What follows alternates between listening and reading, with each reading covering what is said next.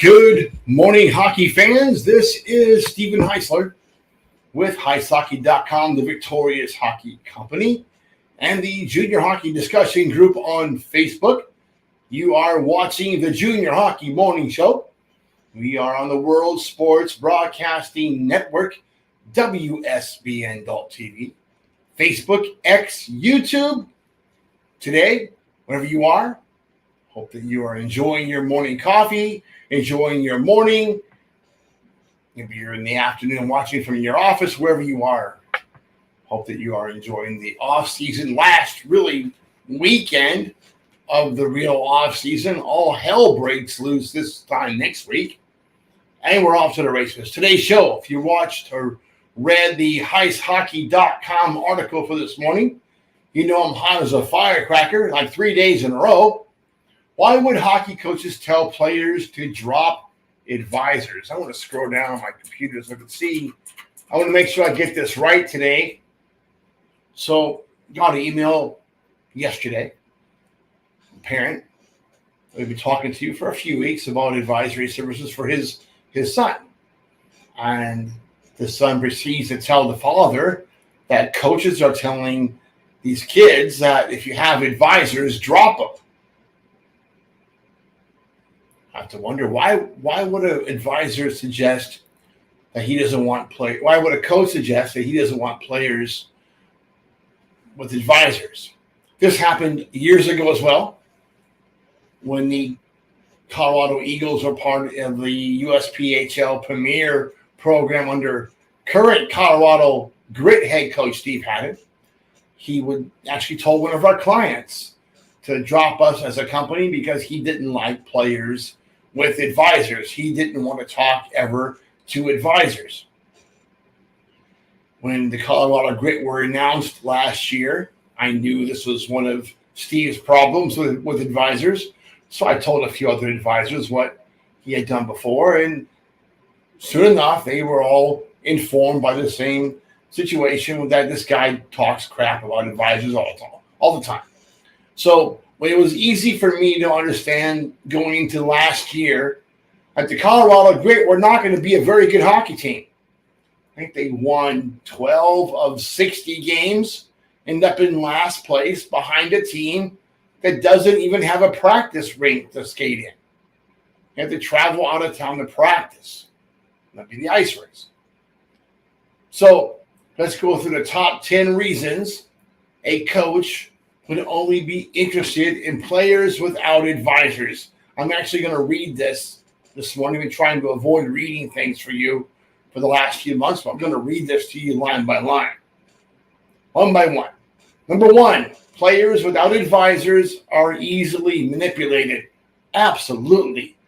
It's easy to tell a kid something if he doesn't have any another opinion of where he's at.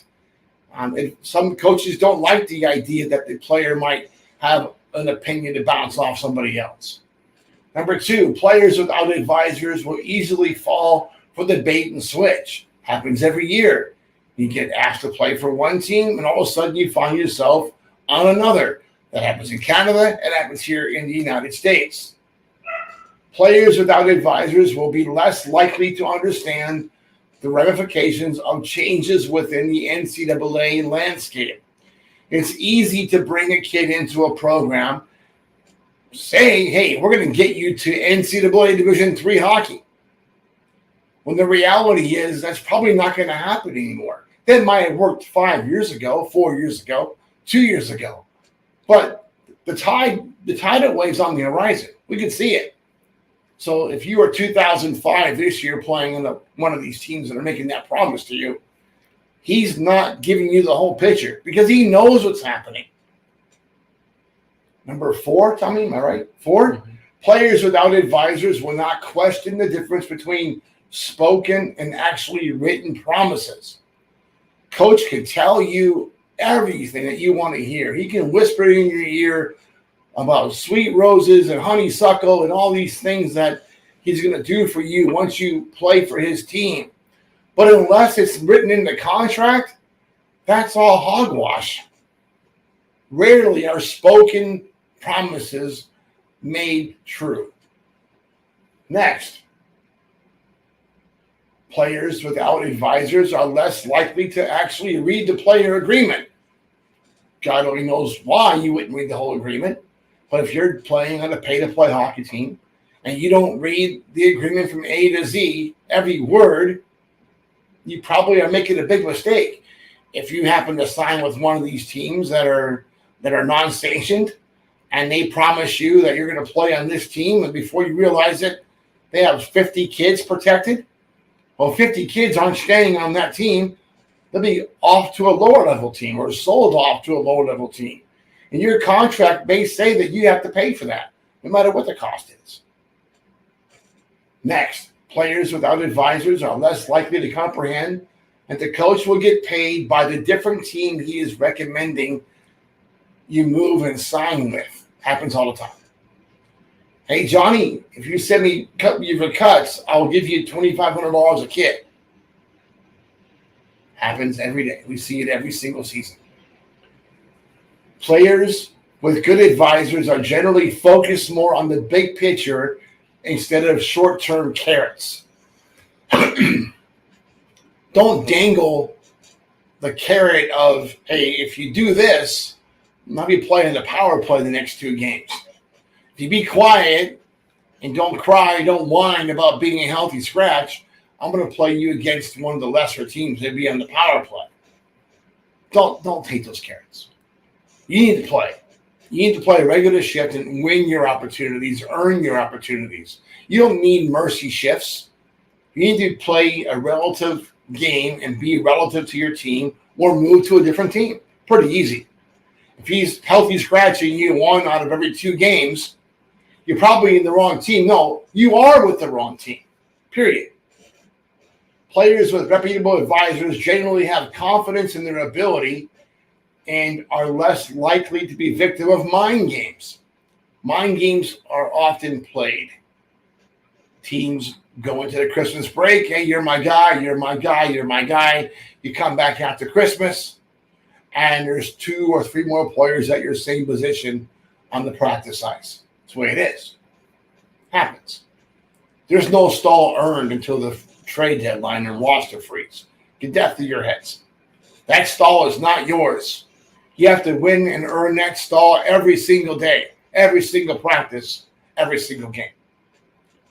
Don't take it for granted. See, players with valued advisors understand the difference between fantasy and reality. This is a big one. A lot of kids will hear the fluff and take it as the gospel, especially at the prep schools. Go ahead and do this overage year, or you skip a year, or come back for a 5th year, and you'll be on my number 1 team at $70,000. My kids aren't falling for that. That's not going to happen. That's a fantasy. Come to this team, and next year you'll be playing on our NZDC team. To pay $15,000 this year. That's a fantasy. That's not reality. There's no promise of that. So don't get sucked into that. Players with real advisors are well aware of other options. This is probably the biggest reason coaches don't want players, or if any coach doesn't want players with an advisor. They don't want you to have other options. They don't want you to know about other options. And they certainly don't want to hear from the advisor that tells him if he doesn't take care of his client, does not treat him properly, stay within standards, that as an advisor, I'm going to suggest that he does go somewhere else. No, he's not tolerating 8 kids in one billet house. No, he's not paying $1,500 for a house and doesn't include food. Are you kidding me?